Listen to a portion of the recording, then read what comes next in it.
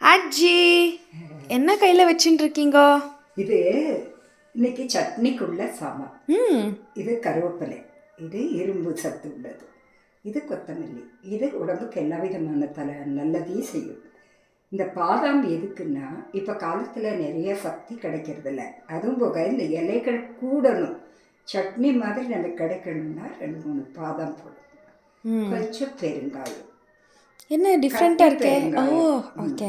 இது வீட்டில் இருந்தது, அதனால கிடைக்காட்டா தூள் போட்டுக்கோங்க. இது நெல்லிக்காய். இந்த நெல்லிக்காய் ரொம்ப விசேஷமானது. அதனால் சட்னியில் கலந்துட்டா காலையில் எல்லா விதமான சக்தியும் இந்த சட்னியில் கிடைக்கும். எல்லாருக்கும் எப்போவும் 2-3 சட்னியெல்லாம் பண்ண தேவையில்லை. இதனால் இது இஞ்சி, காலை இஞ்சி ரொம்ப நல்லது, ஜீரண சக்திக்கு நல்லது. அப்புறம் இது புளி, இதை கொஞ்சம் தண்ணி விட்டு ஊற வச்சுருக்கேன். இந்த புளி, இந்த மிளகா பச்சை மிளகா சேர்த்துக்கலாம்.